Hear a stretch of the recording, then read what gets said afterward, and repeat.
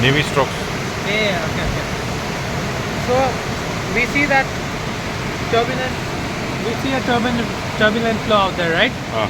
Now if we wonder, if I throw a leaf at some position, like near that rock, then after 5 seconds or so, I want to know where exactly has it landed. It sounds like a terribly difficult problem to solve, which it is. That's why the Navier-Stokes equation is one of the 7 unsolved problems.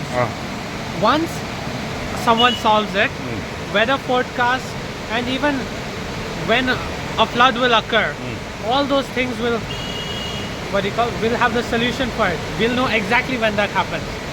And we'll also know where exactly will that leaf that we threw down there go. So what's that problem called? The Navier-Stokes equation.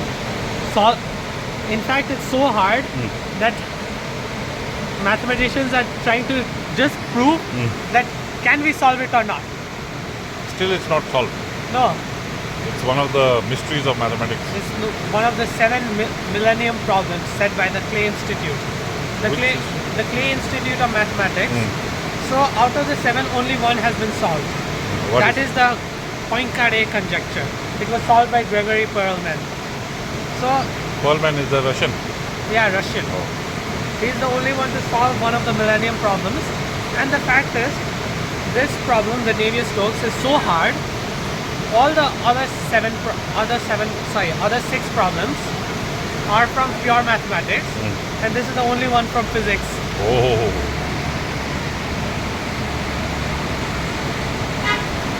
So this problem is still unsolvable.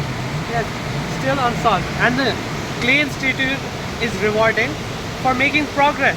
That is, if we can tell that a solution exists, a smooth solution, which means we are not even sure that we can find a solution.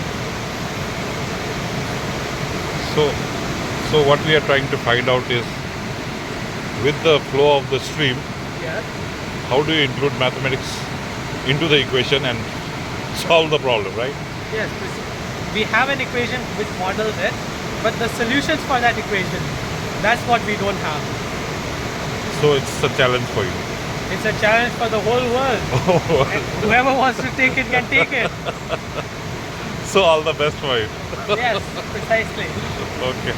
Hope you solve it. Yes. Okay.